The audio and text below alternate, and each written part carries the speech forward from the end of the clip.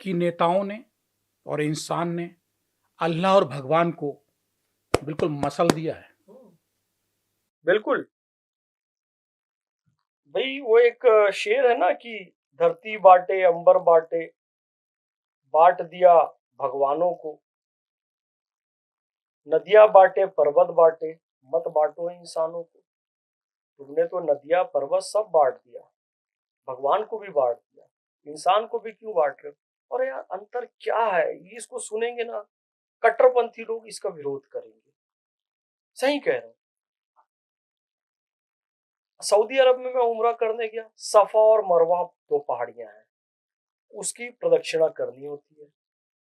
पर्वत की प्रदक्षिणा करोगे तब आपका हज और उम्रा पूरा होगा। इधर गोवर्धन पर्वत की परिक्रमा करते हैं, इधर चले जाते हैं ये लोग तो काशी में जाएंगे, बिना बिना सिला हुआ कपड़ा पहनेंगे, एक ऊपर एक नीचे, उसको कहते हैं राम नामी। बिना सिला हुआ कपड़ा पहनते हज करने उम्रा करने जाते हैं, वो भी बिना सिला हुआ कपड़ा पहनते, कहते एहराम। इधर राम नामी, इधर एहराम, वो भी बिना सिला हुआ, एक ऊपर एक नीचे पुरुषों के। उधर जाएंगे तो मुड़ मुड़ाते हैं, और इधर जाते हैं तो भी मुड़ मुड़ाते हैं, इसको हलक कहते हैं, उधर उसको मुड़ मुड़ाना कहते हैं। उधर जाते हैं वो भी काबा की प्रदक्षिणा कर रहा है, इधर ये भी शिव जी के मंदिर की प्रदक्षिणा कर रहा है। उधर जाते हैं उधर हजरत इब्राहिम अलैहिस्सलाम के चरण चिन्ह के दर्शन करते हैं, इधर आते हैं तो राम जी के चरण चिन्ह के दर्शन करते हैं। उधर जाते हैं तो आबे जमजम पीते हैं, इधर आते हैं तो गंगा जल पीते हैं। अरे भाई सब वही काम है, तो फिर भेद किस बात का? नाम का ही तो भेद है ना। आबे जमजम गंगा जल, प्रदक्षिणा तवाफ, एहराम रामनामी। बुरा बहुत लगेगा सुनने वालों को, आपके खिलाफ फतवा आ जाएगा, ऐसे आदमी को क्यों बुलाए हो। वो कहेगा नहीं जी हमारा जो वो हज उम्र है वो सबसे श्रेष्ठ है, ये उससे तुलना कैसे कर रहा है। ये कहेगा हमारा काशी श्रेष्ठ है, वो उससे तुलना कैसे कर रहा है। एक ही है फैसला उम्रा। मैं तो देखो सर पे कफन बांध के चल रहा हूं, अब अपनी देखो चौहान साहब। उम्रा हज आपने जब छेड़ा है, परिक्रमा छेड़ी है, गोवर्धन छेड़ा है,